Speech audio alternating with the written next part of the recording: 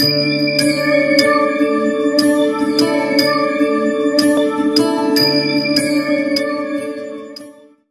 দর্শক বন্ধু, speech of astrology চ্যানেলের পক্ষ থেকে আমি শ্রী সুমন চন্দ্র আপনাদের সকলকে স্বাগত জানাই। এখন আপনারা দেখছেন আপনাদের প্রিয় চ্যানেল স্পিচ অফ অ্যাস্ট্রোলজি।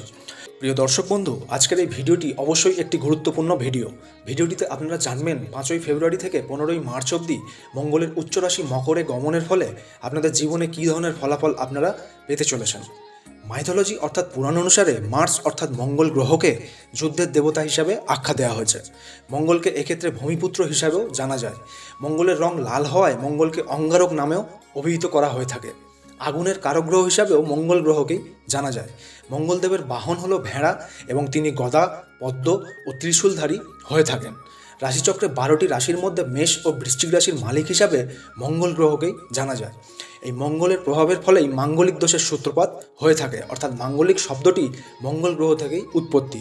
ন্যাচারালভাবে মঙ্গল জমি জায়গা, রাজনীতি, দালালি, পুলিশ প্রশাসন কিংবা কোনো উচ্চপদস্থ সরকারি চাকুরির কারক গ্রহ হয়ে থাকেন। মানুষের দেহে মঙ্গলকে মাথা ও রক্তের কারক গ্রহ হিসাবেও জানা যায়। ব্যক্তিগত দিকে মঙ্গলকে একজন ক্রূর ব্যক্তিত্বের যুবক হিসাবেও জানা গিয়ে থাকে।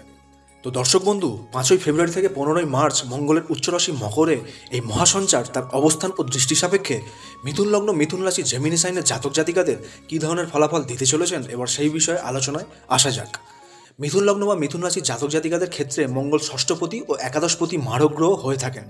শাস্ত্রমতে ষষ্ঠ ভাব ত্রিকস্থানের অধিপতি হয়ে সেই গ্রহটি অষ্টমে থাকলে তাকে বিপরীত রাজযোগের শ্রেণীতে ধরা হয়ে থাকে।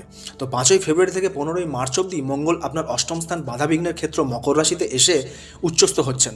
ষষ্ঠ ভাব ত্রিকপতি হয়ে অষ্টমে ত্রিকস্থানে আসায় এক্ষেত্রে মঙ্গল মিথুনের মানুষদের কিছু বিপরীত পরিস্থিতি সৃষ্টি করবে, বা আগে থেকে কোনো বিপরীত পরিস্থিতি চলে থাকলে এ সময় সেটা থেকে মুক্তির পথ দেখিয়ে রাজযোগের ফল মঙ্গল দেবে বলেই জানবেন। এছাড়া মঙ্গলের 3 ধরনের দৃষ্টি, যথাক্রমে চতুর্থ দৃষ্টি আপনার একাদশ ভাব মেষ রাশিতে, সপ্তম দৃষ্টি আপনার দ্বিতীয় স্থান কর্কট রাশিতে এবং অষ্টম দৃষ্টি আপনার তৃতীয় ভাব সিংহ রাশিতেই প্রদান করবেন। প্রথমেই জেনে নিন মঙ্গলের অষ্টম ভাব বাধাবিঘ্নের ক্ষেত্রে অবস্থানের ফলাফল। দর্শক বন্ধু, এক্ষেত্রে মঙ্গল চাকুরি ও লাভস্থানের অধিপতি হয়ে অষ্টমে আসায় যারা এমন কিছু জবের চেষ্টা করছিলেন যা তাদের অত্যাধিক স্ট্রাগল জবের খোঁজে করিয়েছে কিন্তু জবের দেখা মেলেনি, তারা এ সময় আকস্মিকভাবে সেই জব কিন্তু পেতে দেখতে পাবেন, কিংবা সেই জব পাওয়ার ক্ষেত্রে যত ধরনের বাধাবিঘ্ন ছিল তা মঙ্গল এ সময় দূর করবে বলেই জানবেন।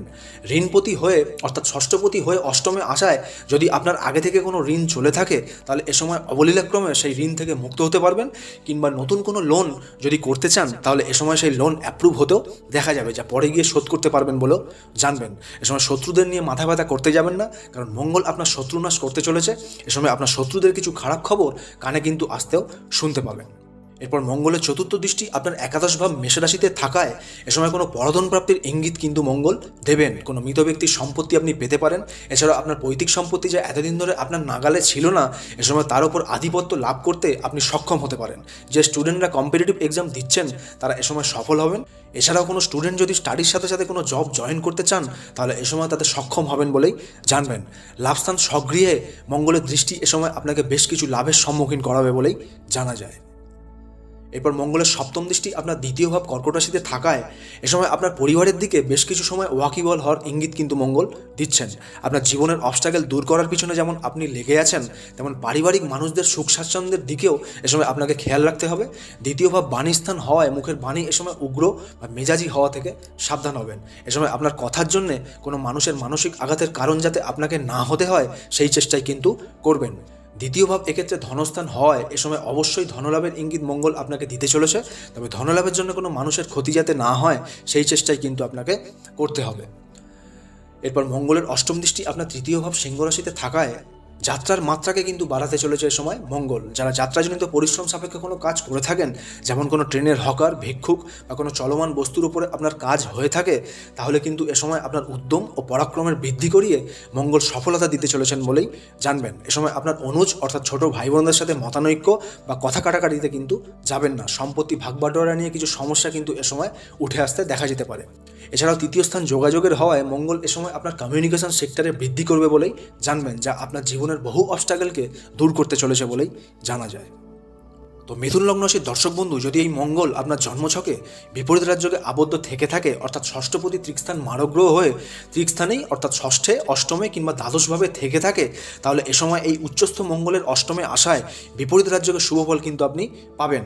আর তা যদি না হয়ে মঙ্গল আপনার জন্মছকে ত্রিকোণ বা কেন্দ্রে থেকে থাকে, তাহলে এ সময় আগের বলা যাবতীয় শুভফলে অনেক কমতি আসতে আপনি লক্ষ্য করবেন। এক্ষেত্রে মারক মঙ্গলের প্রতিকার হিসাবে প্রতিদিন মঙ্গলের অধিদেবতা ভগবান হনুমানজির পূজা ও চালিসা পাঠ করবেন। গেরুয়া বর্ণের সিঁদুর আপনি হনুমানজির চরণে দিতে পারেন। এছাড়া কোনো দুস্থ মানুষকে খেজুর, গুড় বা লাল বস্ত্র দান করলে আপনার অশুভ ফলে অবশ্যই ঘাটতি আপনি লক্ষ্য করবেন। দর্শক বন্ধু, ভিডিওটি ভালো লাগলে অবশ্যই চ্যানেলটিকে সাবস্ক্রাইব করতে ভুলবেন না এবং প্রতিদিন এই ধরনের জ্ঞানবর্ধক ভিডিও দেখার জন্য চ্যানেলটির বেল আইকনে প্রেস করে পাশে থাকবেন।